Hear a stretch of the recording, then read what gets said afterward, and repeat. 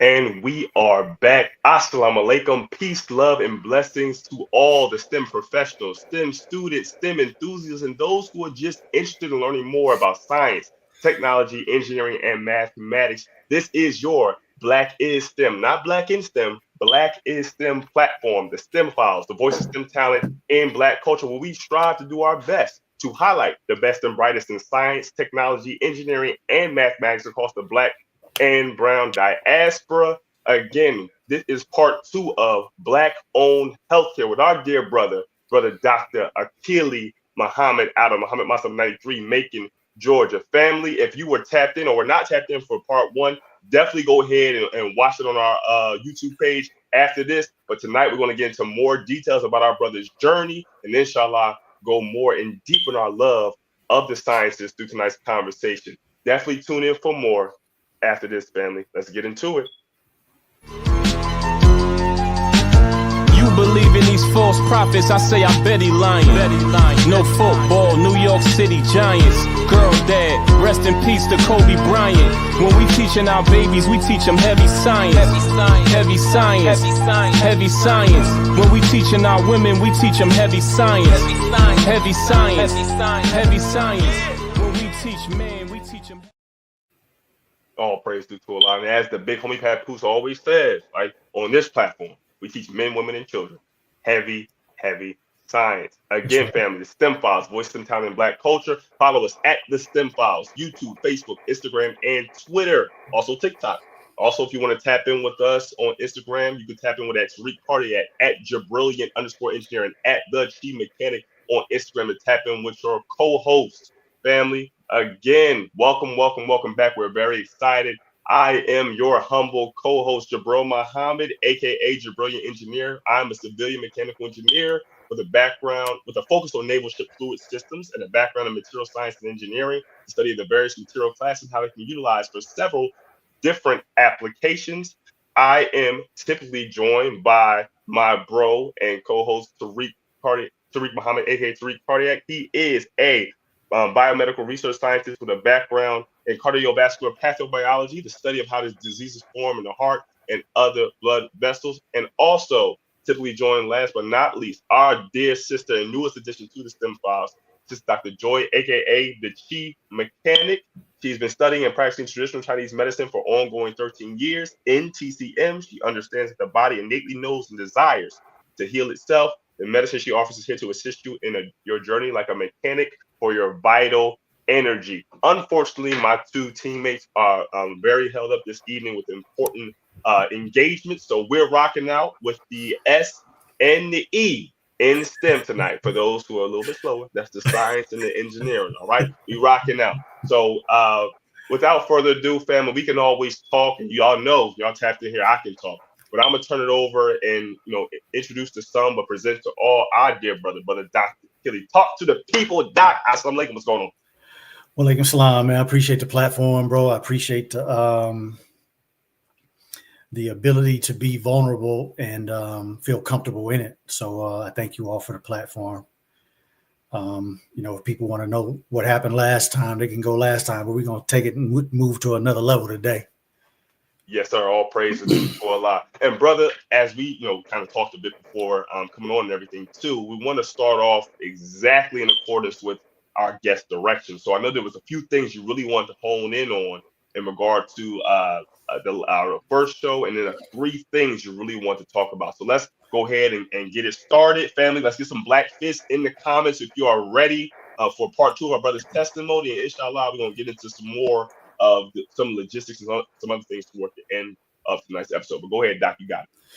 Thank you, bro. So the first thing that I wanted to correct was the devil worshiping teacher wasn't at Meharry. That was at Prairie View.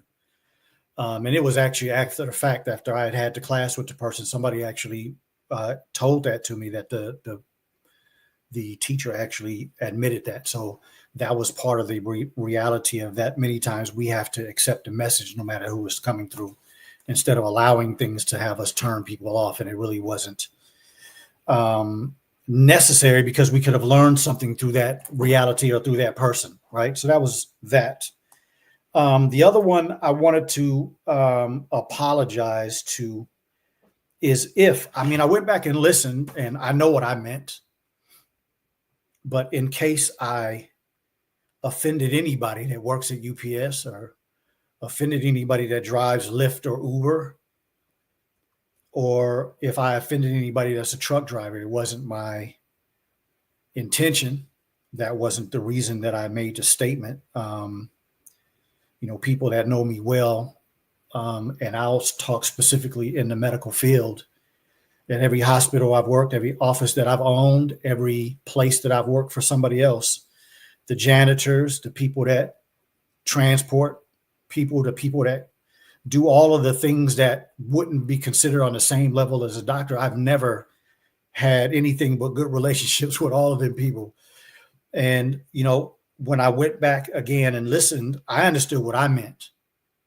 But for me to say that I was in the back of a UPS truck and tears coming out of my eyes, wondering why was I there, it wasn't that I was putting the job down. It wasn't that I was putting down people that do that.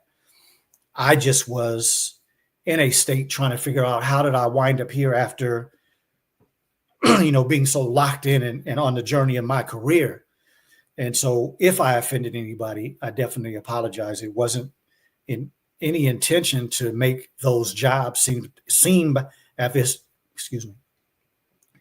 I had no intention on making it seem as if those jobs were minuscule. They weren't. Come on. They were producing my reality to exist on the level that I was able to exist at that point. My wife, for many years, was the breadwinner in our family. You know what I mean? So there were a lot of things that were beneficial about those jobs, and I needed them at that time, and I'm thankful for them. I have much gratitude for being able to do those things. But when I went back, I thought that it might be possible that somebody could take that and think that I was trying to belittle that reality, and I just wanted to make that clear. So I pray. Thank you. Brother Dr. Akili, could I add something to that when you finish that point? Go ahead. Oh, yes, sir. So thank you so much for bringing that up. Family, for those who are listening and really trying to digest what brother said, I will attest to knowing I'm an engineer, and you go through 4 years, maybe more, of engineering school. And believe it or not, you can have this same experience going into a different professional field or different aspect of engineering that is not what those 4 years of undergrad or 5+ years or whatever were, and feel the same thing. You have those who had specific grandiose thoughts about what they wanted to do, land a high-paying job that happens to be or position happens to be outside of that realm, and because it doesn't necessarily align with their purpose or what they thought their purpose was, they have a level of sadness or a level of a lack of fulfillment, even though they may be making buku money or doing something that you, in your myopic view, may think is putting them on the top of the world or higher in society. So it's not so much about something, looking at a position or an occupation as being higher or lower. Is this consistent with your blood, sweat, and tears and your desire and the purpose for your life? So I just wanted to add that, Brother Dr. Akili, and thank you so much for sharing that, sir. I appreciate you putting it in those beautiful words. I couldn't do it like that, bro. All praises to Allah. Yes, sir. Okay, so the other three things that I wanted to mention was I wanted to mention an aspect of fear, right? Because since the election, which I had no skin in, I've had a lot of people share with me how upset they were at the results and what we may be facing as Black people.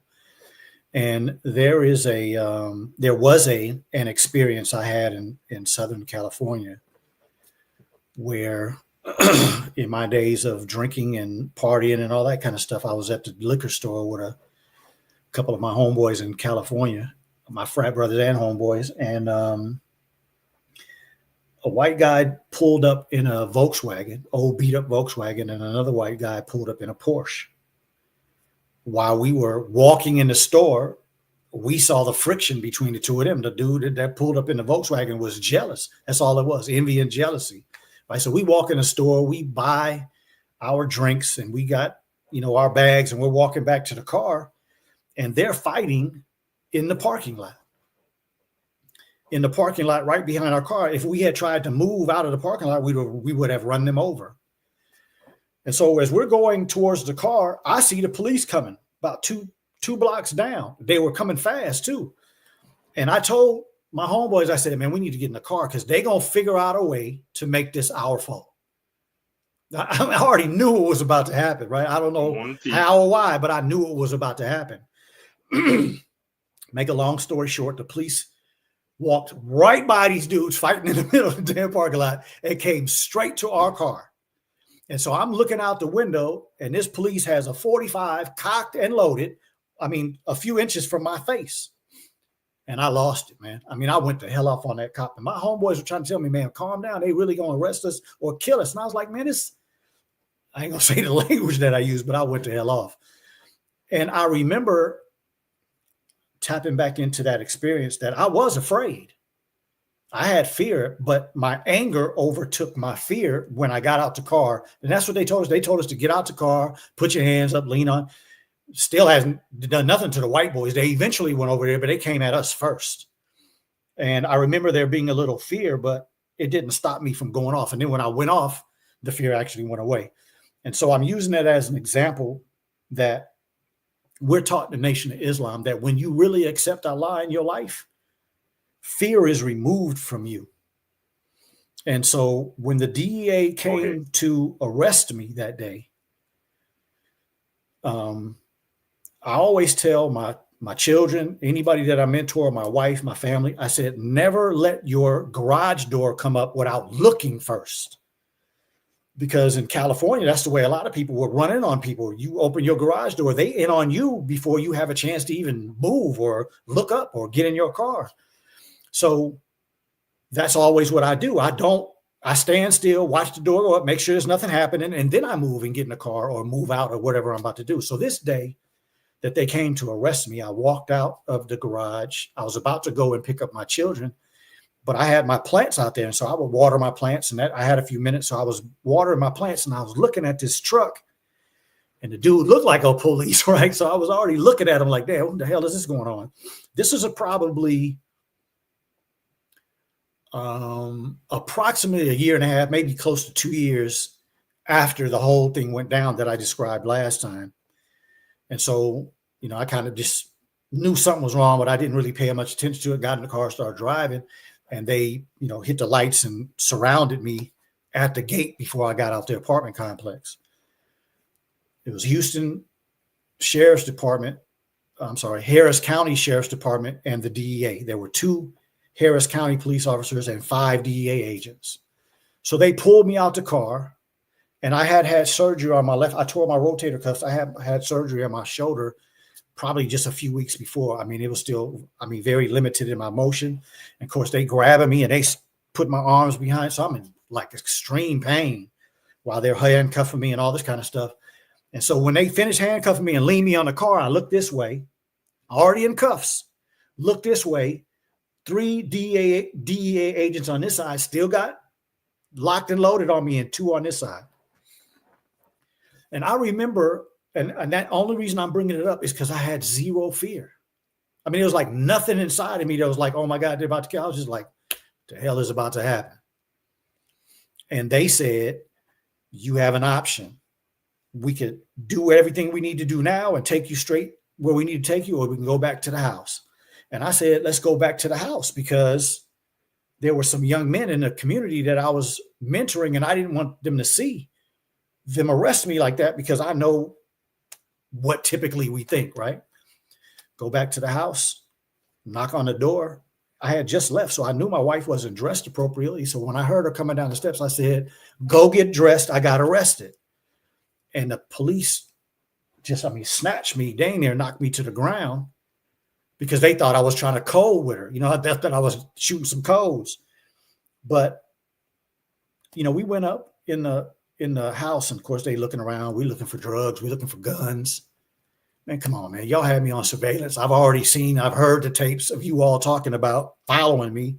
So I knew so it was all a game that they were playing, right? But to finish the story, they took me up in the apartment. And this is another part of showing people why there were so many things that they did that they made no sense if I was really a criminal, right?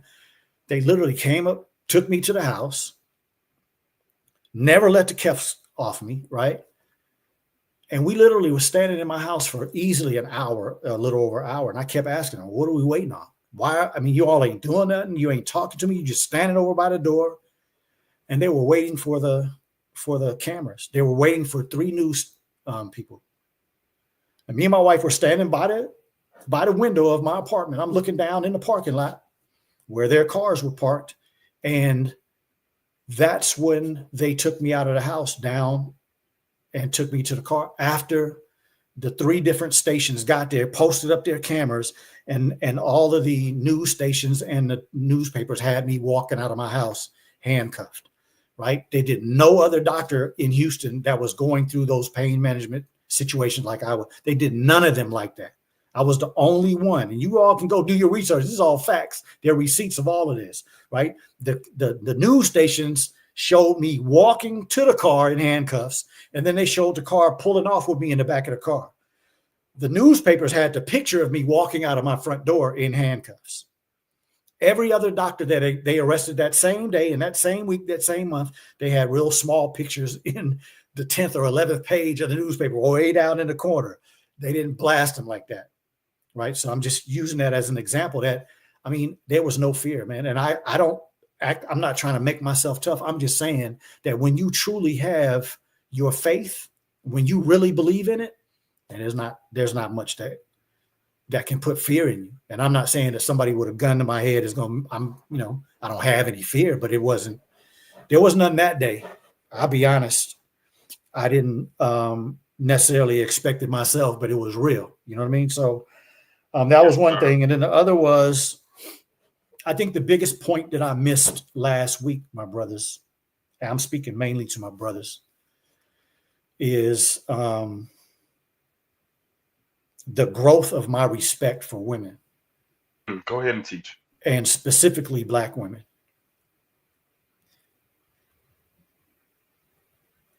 When I got arrested that day, I was on my way to pick up my children. And so while we're waiting for them to do all what they had to do, of course, I had to call my ex-wife and let her know I just got arrested. I'm not going to be able to pick up the children. I had to call my lawyer. We had already started having these meetings that I was talking about when we were going up into the courthouse, and they would just reset them. But these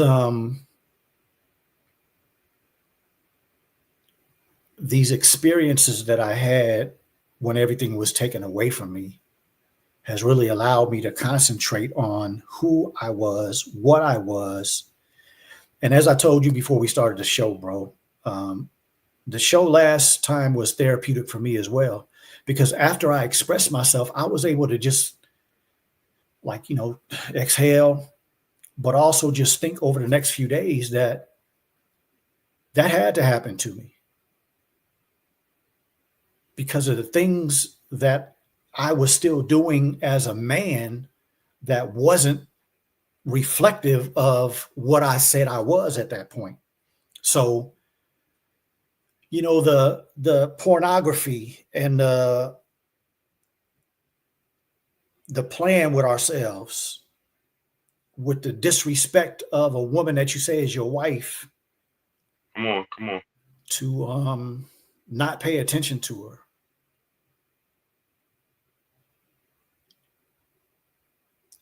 In 15 years of marriage, I had a woman on the side for 13 of those 15 years. And still playing with all, like I said last time, with any woman that would smile to me, give me some attention. To talk, I'm pro-Black, and to talk that, we need to protect and respect the Black woman, but to live like that, I just wanted to express to my brothers that, I pray that somebody can hear my testimony and clean up your life and fix up some things before you wind up crashing out and causing collateral damage. Yes, sir. Thank you, brother. Thank you. And the reason why I wanted to express that is because my son is at Morehouse College now. And over the last few years, anytime that he has anything that we celebrate, anytime that he has something that we celebrate, there's always this tension in my children that me and their mother don't get along. And I know that that causes them tension. It causes them an uneasiness. And since we did the show 2 weeks ago, bro, I've had about 2 or 3 people reach out to me. And it was only because of what I have gone through that allowed me the ability to help them. Right. And so speaking about it, like you said, again, the therapeutic nature of expressing yourself sometimes and getting some of that weight off of you makes you more clear of why it happened. And that's what expressing myself last time did. And so again, I'm expressing that as a Black man. When I got out of jail that next day, my wife and one of my best friends were there to pick me up. I had no idea he was going to be there. When I saw him, it was a fresh feeling.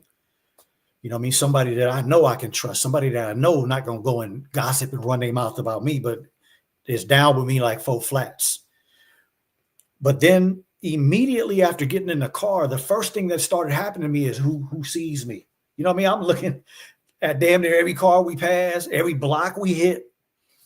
And for days and probably for months, maybe even years, again, like I said last time, I was embarrassed. I didn't want people to know that I was arrested for pill mills. I ain't never had no damn pill mill. I had pain management centers. They called it pill mills in the paper and on the television, on the news station, to defame my character. So I had a lot of time, right? Not being able to get a job, not getting work. It was a time frame before I got to UPS. It was a friend of ours that got me that opportunity. But to be able to sit at home, I don't drink anymore. I don't smoke anymore. I don't run after women. I had stopped those things, right? But you still have this time with yourself that you have to go through these things about what happened. And then my disconnect with my children, they in another state. And my relationship with my daughter is starting to deteriorate. And I mean, there are just things that happened that my time with my children just got further and further destroyed. And it got to a point where I could only see them 1 week in a month. And I just kept becoming more and more angry, right? More attacking all these people that are doing these things to me. And then as the years went on, I was like, damn, well, none of this would have happened if you hadn't done what you had done. Ex-wife gets an email one day. We in the office together. She gets a picture that was emailed to her by one of the women that I was having an affair with. And she sends a picture of the two of us hugged up together. And I lied and said it was nothing going on at first, right? But there's just something about that one that I was tired of that life. And I went home and I admitted it to my ex-wife. And she knew. She already had that inner voice tell her that I was messing with that girl. So, you know, I was stupid enough and arrogant enough to have some of the women that I was sleeping with come to the office, and I'm so-called taking care of them. So there are 2 things in that lesson for me, and that is to plead to all you sisters that are married to a man or to a man that really is your focus and you love him and you want to do everything you can. Those inner things, that inner voice, trust it. Because Go ahead. in order for us to improve the Black community, my brothers, it's all on the Black man. Come on. Every time I go into the community and I see my little homies with these, what they call sticks, right? We used to say strapped up guns, whatever you want to call them. Sometimes the guns are damn near as big as the little homies. But how many times have they seen a Black man come in their house and lie to their mama and play games with their mama? So they're very, very astute. at seeing your BS when you go around them and you talking about how bad their music is. We had garbage music in our day. Come on. You know what I mean? I'm so tired of hearing older black men and older black women talk about how trash their music is. Well, that's because all you listening to is the music on the radio. There are our enemies that are putting that music on the radio. But why are you not tapped in with some of these young men and some women that are talking about beautiful things? So we got to stop knocking this generation. So, you know, to have that type of a life where I didn't pay any attention to my ex-wife. I couldn't tell, you know, a lot of things about her. My mind was on my practice. My mind was on all this foolishness that I was doing. And I'm just appealing to you, brothers, that it's consequences to that lifestyle. Here I am, 15 years in my marriage to Tawana, but just 2 weeks ago when I'm with my son, I'm seeing the ravages of my stupidity. Because if my ex-wife and I would have come to a conclusion that, okay, we're just not good for each other, but I hadn't been doing all this disrespectful stuff, my children wouldn't be in as much pain.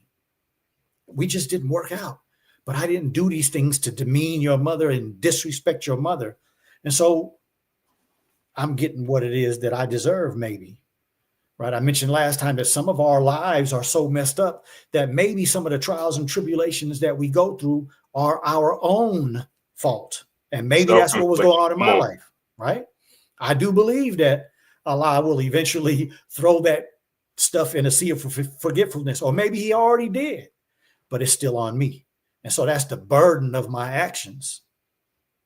And I wanted to appeal to brothers, because when I see young men that I know have never had a real man in their life, right? Many times they don't want to hear what you have to say. You got to learn how to love them first. They got to know that you're sincere. They got to know that you coming with real love, and they'll open up. I've had it happen so many times. But at the end of the day, bro, everything that I see, our young men, our young sisters, and the way that they're just showing their body because they need attention that they haven't gotten. Neither the young man or the young woman have had a man in their life to make them feel comfortable from that opposite need. Right? We are the solution, brother. So we got to tighten up, bro. We gotta start working on the cheating, taking advantage of women.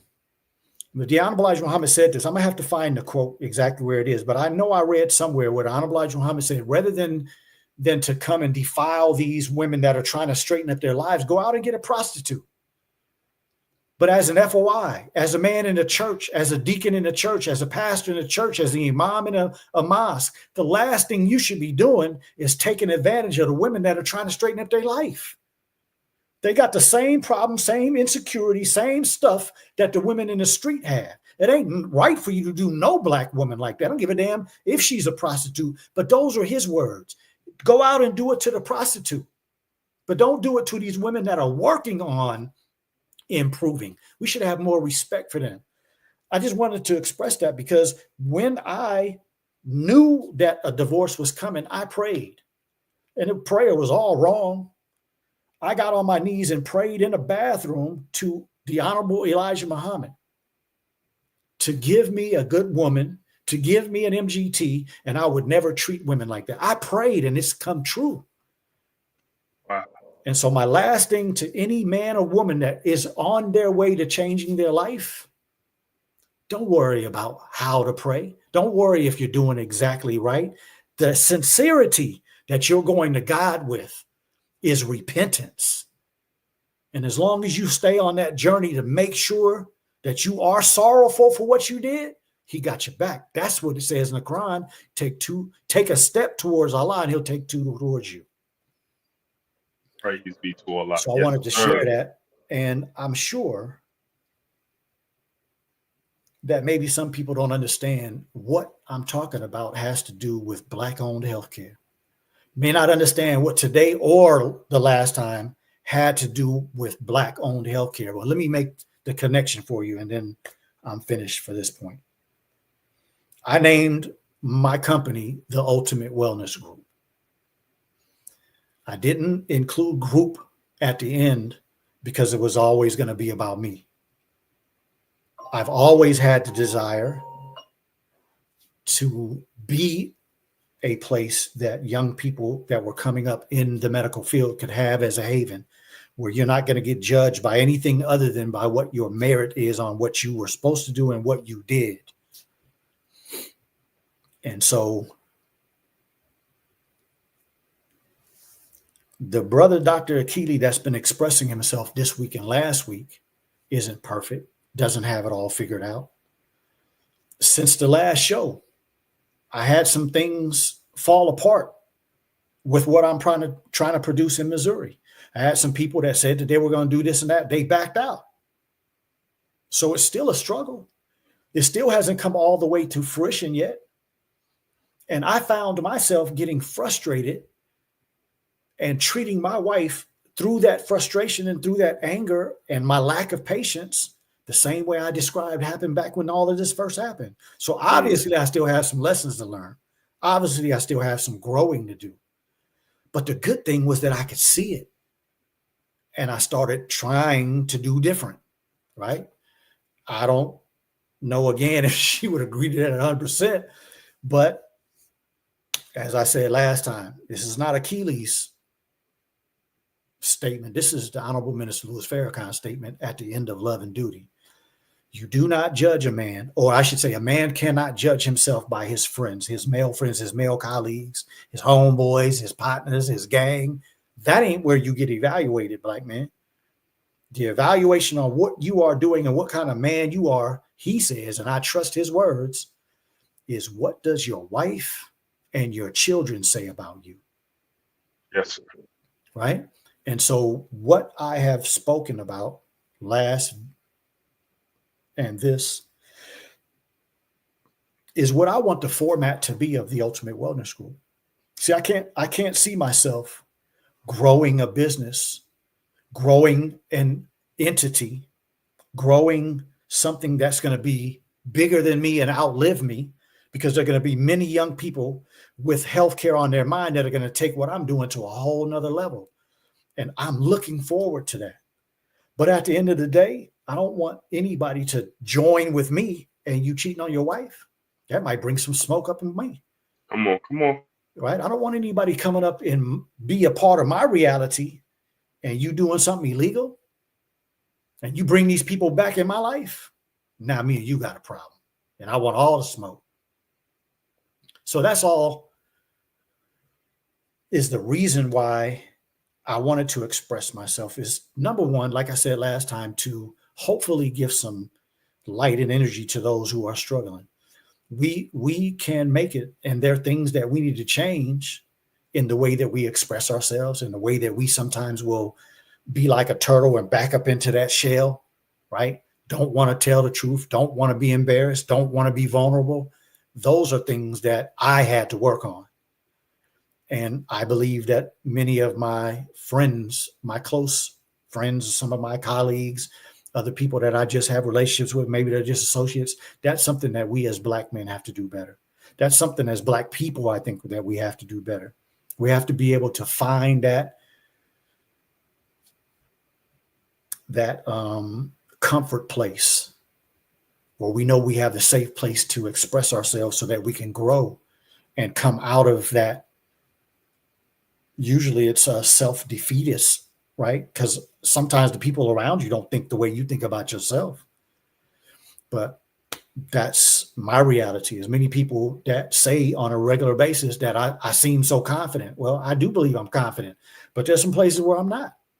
And they showed up during these times, right? But the Ultimate Wellness Group, I have no doubt that the visions that I have for it are going to come true. And right now, I'm working on that. And right now, there are some hurdles to overcome in order for it to get, but I'm sure it's going to happen. That's my faith, right?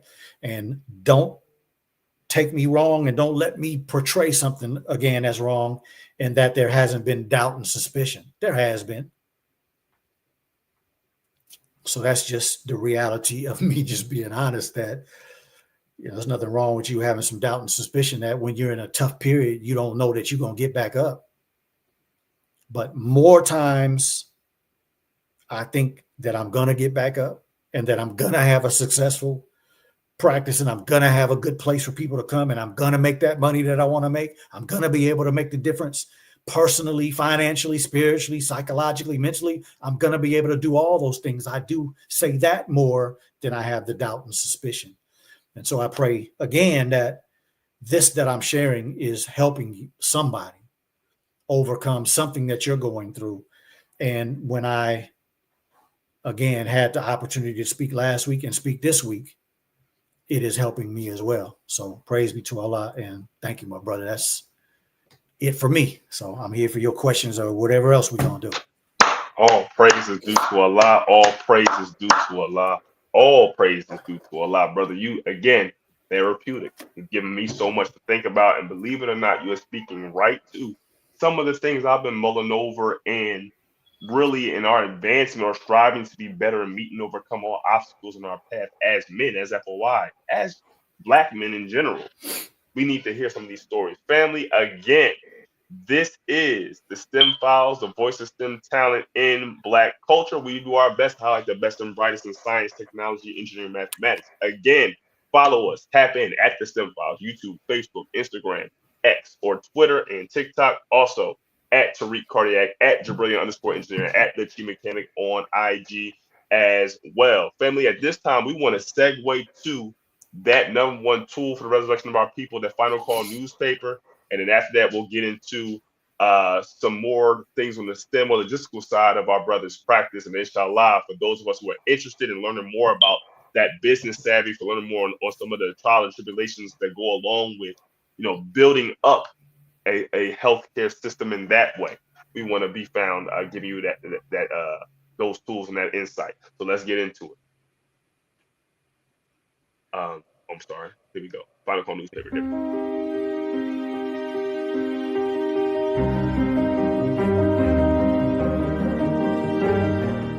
Now you can get the same uncompromising truth you've come to expect from the Final Call newspaper on all your connected devices. Subscribe to the Final Call digital edition today. Go to subscribe.finalcalldigital.com. This is Sister Ilyasa. We're at the National Training Convention, and you're watching the STEM Files.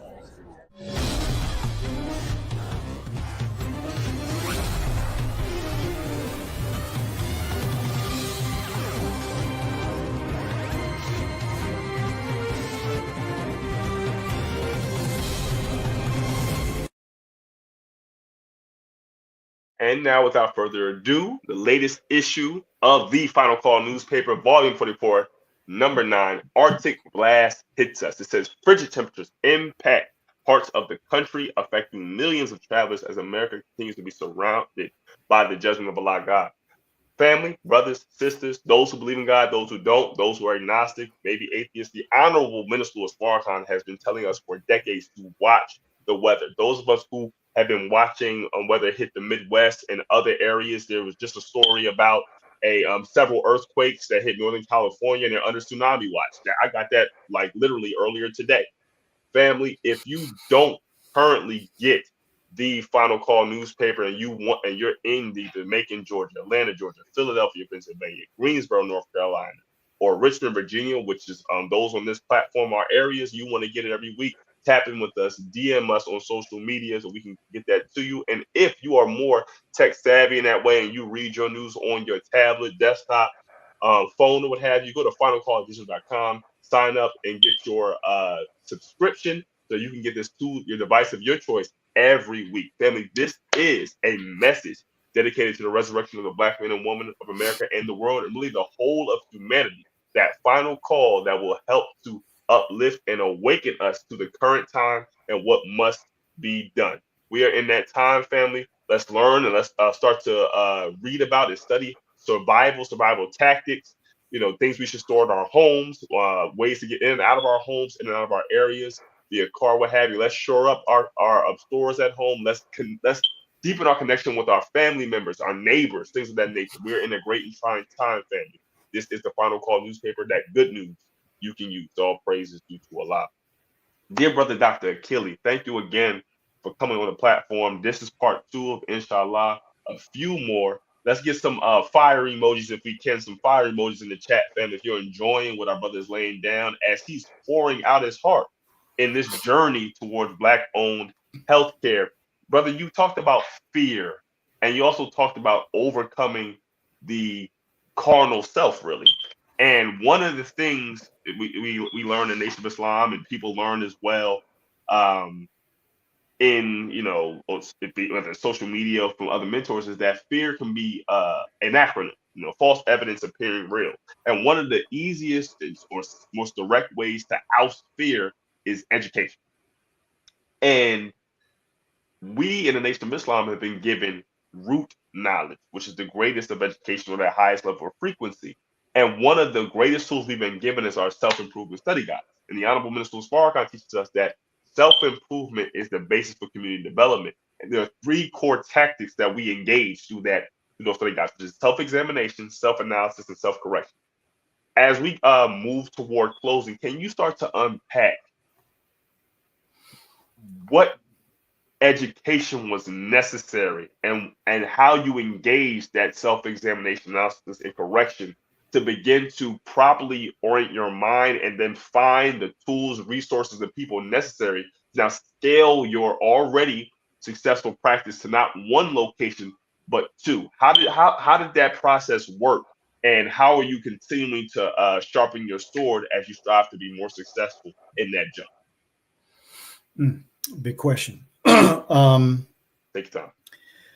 Well, the first thing that I would admit is what you said about root knowledge, right? I think that is so important for people whose history is attempting to be washed. I think that, as I said last time, many times we are surface dwellers, right? There was a clip that was going around with Minister Ishmael on Sister Angelica's podcast, and he was talking about having surface faith, and the faith needs to be deep. I've been doing research on the ocean over the last couple of months, and there are things that you can see in the surface of the water, but you might be in the ocean and you don't know that there's a 50,000 ton ship down at the bottom of the ocean that there's a story about. And to me, it could be a dead whale, there could be other stuff that's down there, you don't know anything about it. And to me, that's an analogy of our lives, that we pack stuff, push it down. Let me stay busy so I don't think about grandma's death, and let me stay busy, I don't think about my daddy died. That never works. To me, I look at the bitter people I have in my family, that I'm sure most Black people go to family reunions, is always that bitter person. Don't like nobody, always talking crap.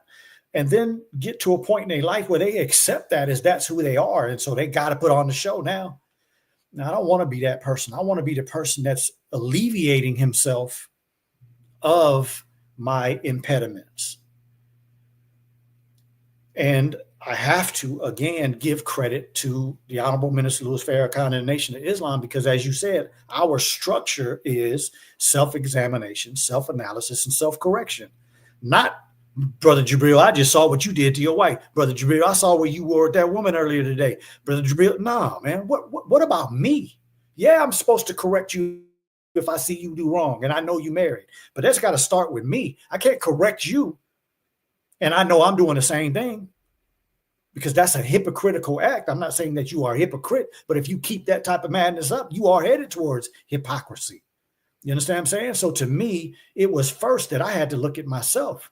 And that's what the minister did. When I started listening to his lectures, that's what made me feel uncomfortable that day when I was in the office. And that lady said, I want you to help me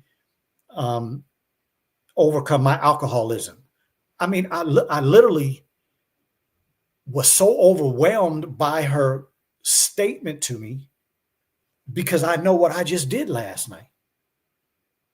I don't know if I would have had that same response if it wasn't for some of the things that the minister was putting in me as root knowledge, right? And so, like I said last time, I got some friends that listened last time and Maybe you're listening today, but I'm sure I saw him change his life with Christianity, many of them.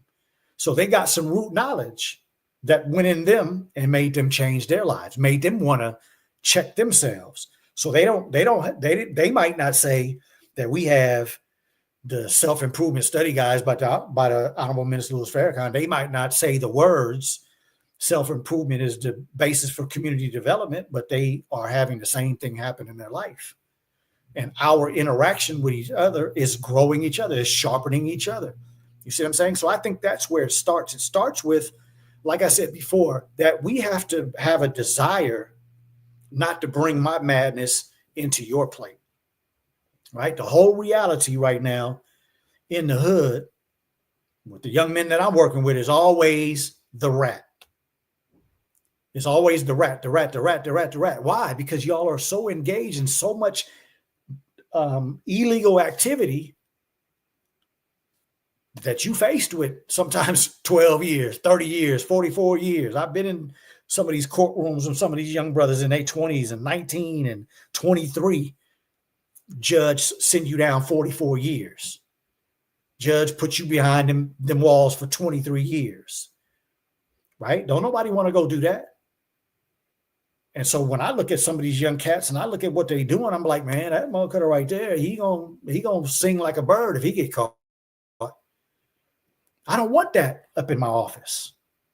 I don't want to be at our facility one day, whoever's with me, and we taking care of people. We got a peaceful environment. We're trying to make it peaceful so that when people come to us, they can calm themselves down and not be all intensely anxious like they do a lot of times when it's not their own people, right? And please don't take that wrong. The studies say that when you go to a doctor that looks like you and that you can relate to, you calm down. Your care is better. You accept it better. So just imagine we are producing that type of environment where you can come and you can get peace and you can get calm and get some enlightenment so that you can go and start working on your medical problems. And my homeboy's wife comes in here talking about you cheating, destroyed a whole scene. Bro, we got a problem, bro. Me and you got to have a conversation. So what you need to do is go get your wife, and hopefully you can get her to get out the facility so we can get to back to what we're doing. But before you come back in this spot, we got to have a conversation. You understand what I'm saying? So at the primary thing is that we cannot. I believe that I'm part of a new paradigm in medicine. I'm not trying to be one of those doctors that have got a big old belly and telling you to lose weight, smoking a cigarette in the back room, and then come tell you to stop smoking. Talk to you about all your stress, but I'm stressed the hell out because I got a side piece and messing with another woman. And my wife ran by one of them yesterday and they were talking to each other. I'm going crazy. Like, damn, what were they talking about? I can't sit in an office and truly be attentive to somebody sharing what's going on with their life. And that's where my mind is. See, that is trying to go into a new reality and still doing the same old stuff that you did as a fool. You wine, old wise. That ain't about building people. You see what I'm saying? And so I'm just at a mature place in my life where I ain't judging nobody. Because everything that I said when I was talking about what a husband did, that was me. I wasn't talking to none of y'all if y'all thought I was. I had the side piece. I used to be a damn pornography junkie because I wasn't treating my ex-wife right. So she wasn't trying to give me no attention. My attention was all out here with these other women. And when I couldn't get it at home, I'm going down to the damn computer screen, right? Brought that stupid reality into this marriage. My just current wife, she wasn't going for that madness.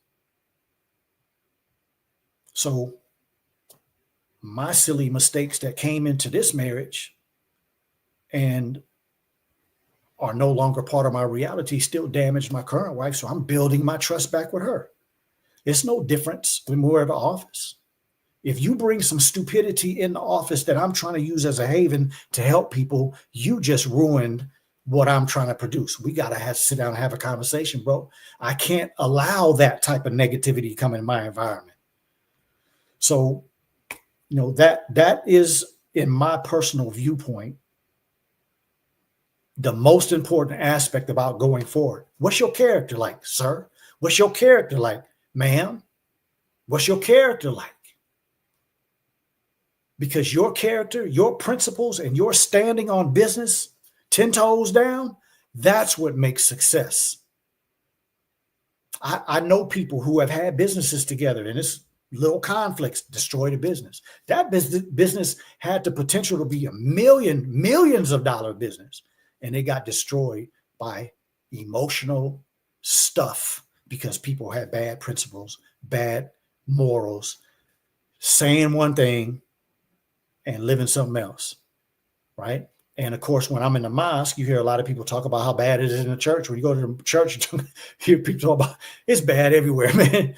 It's bad everywhere because there are many people that are broken. There are many people that have been torn apart by life, and they're trying to get it together. So you go into a facility, a church, a synagogue, a mosque, whatever you call the place, and we got broken people trying to get fixed.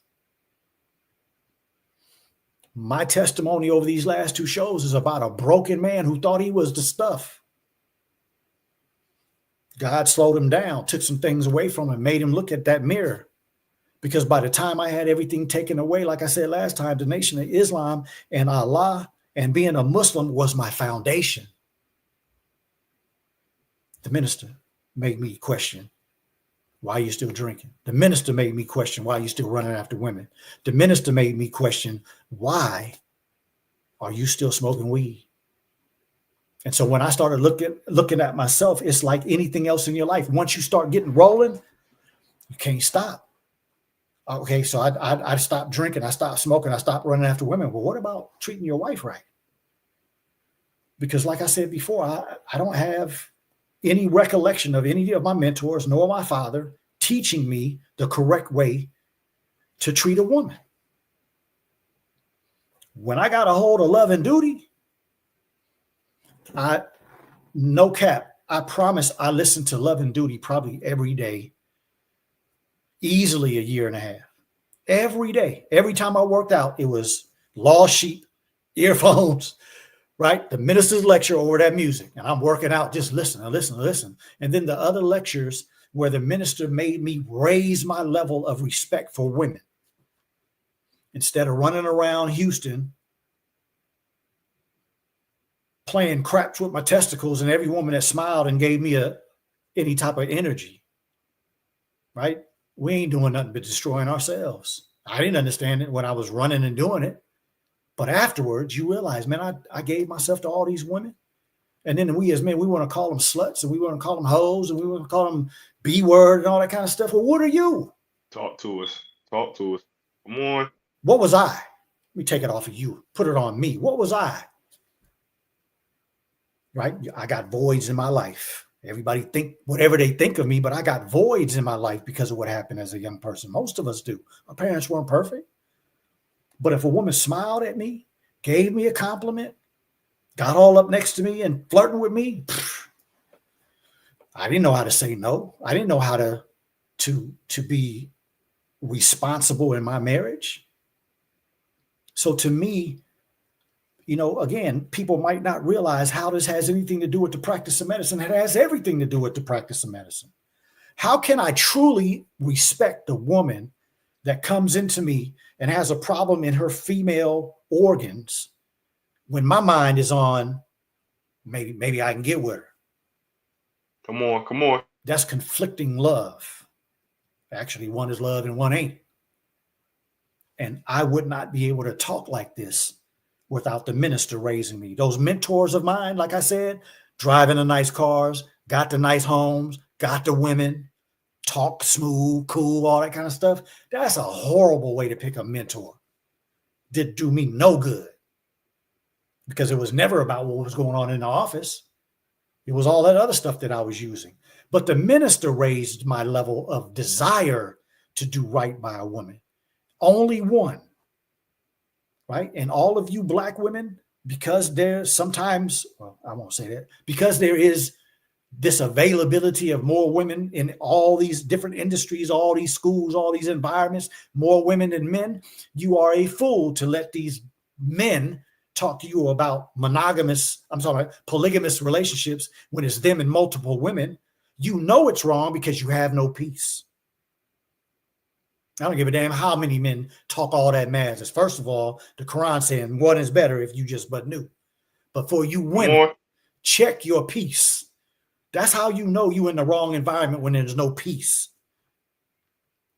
And the men ain't at peace. They couldn't handle one. How in the hell are they going to take care of three? Talk to us. Talk to us.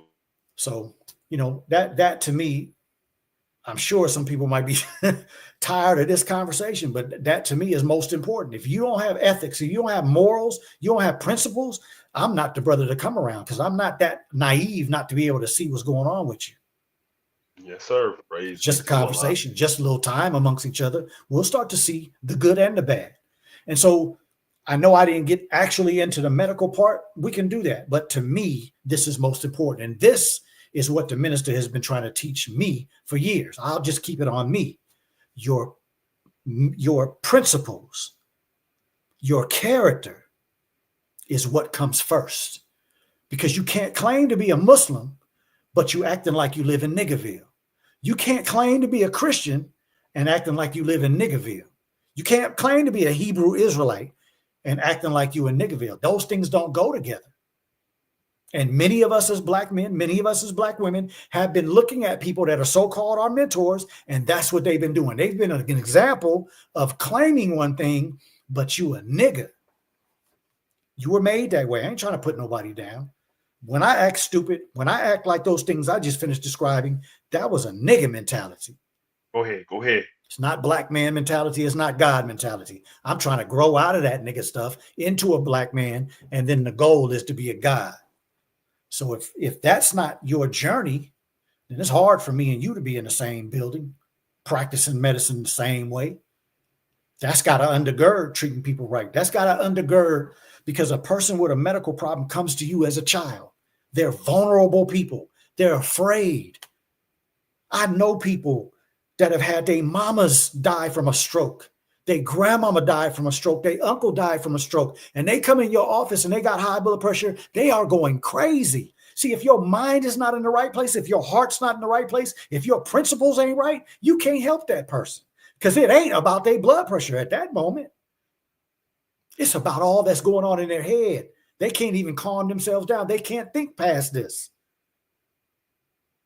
And you can't tap in with them because you're thinking about the woman you about to go over to her house. Yes, sir. Instead of going home to your wife. You can't tap in with that person 100% and help them where they need to be. I've had women 50, 60 years old. I'm the first person they ever told that their father molested them. I'm the first person they ever told they got raped.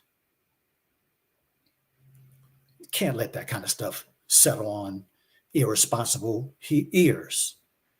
So that's my standard of medicine. And there's nothing wrong with it. It's all right when you do it that way. So I had to give up how I was made in the system of this world's medicine, where I came out of medical school thinking I'm better than everybody else. I came out of residency program thinking, man, can't mess with this dude.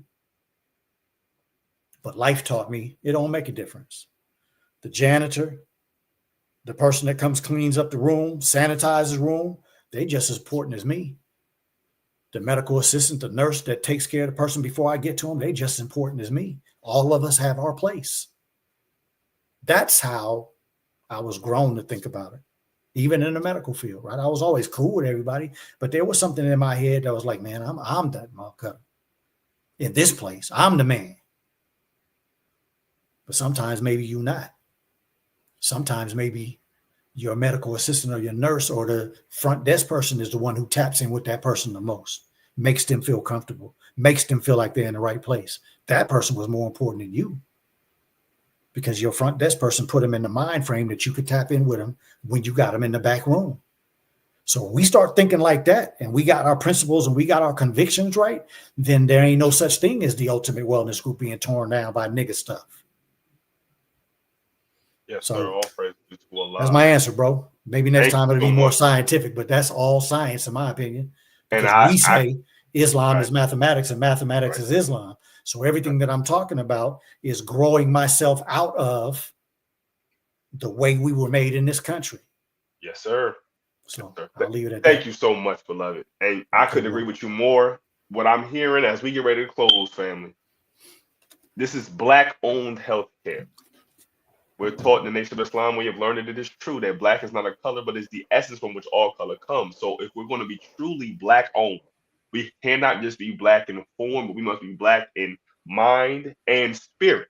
And our brother is outlining that there's really horizontal growth and there's vertical growth. And again, this is according to our self-improvement study guides. The horizontal growth is all the physical things that we need, the infrastructure, the banks, the recreation, right? The supermarkets, right? The land, right? But you can't sustain that far into the future if you are not on a righteous perpendicular with high moral code and character. We have to start to make every issue amongst ourselves a family problem. That's right. And we have to work with one another to meet and overcome these obstacles so we can have not only profitable business, but prosperous business that can be handed down and can have it in its foundation or at its basis, freedom, justice, and equality. Family institutions absolutely that last forever, a lot longer than us. So family, go ahead and drop some Black Fist in the comments if you want to see part 3, and inshallah, we're going to get into in part 3 and maybe forward more of that nitty-gritty, if you will, of the science of the business aspect of healthcare, but also some of our brothers' practice and what he does, some success stories maybe, but all praise is due to Allah. Again, family, if you want to tap in with the STEM files, want to see specific guests, want to come on yourself, you can quickly and easily DM us on Instagram. We are very active on Instagram at the STEM files. You can go at the Ultimate Wellness Group or Brother Dr. Akili. If people want to get a hold of you, what's the easiest or best way to do so? Best way is go to my website, theultimatewellnessgroup.com. Tap in there. You can find all of my social media and how to get in touch with me, my new business information. Yes, sir. All praise is due to Allah. And family, I heard someone ask, there will be a replay. You can go to YouTube after this ends, and it'll be shortly, if not tonight, tomorrow it'll be loaded. You can watch not only part 1, but yes, part 2 as well. Again, family, this is the STEM Files, of Voice STEM Talent in Black Culture. We do our best to highlight the best and brightest in science, technology, engineering, and mathematics across the Black and brown diaspora. I'm your brilliant engineer, typically joined by Tariq Cardet and the Chief Mechanic, and our dear brother and esteemed guest, Brother Dr. Akili. Until next time, family. Peace. You believe in these false prophets, I say I bet he lying. No football, New York City Giants. Girl dad, rest in peace to Kobe Bryant. When we teaching our babies, we teach them heavy science. Heavy science. Heavy science. When we teaching our women, we teach them heavy science. Heavy science. Heavy science. When we teach men, we teach them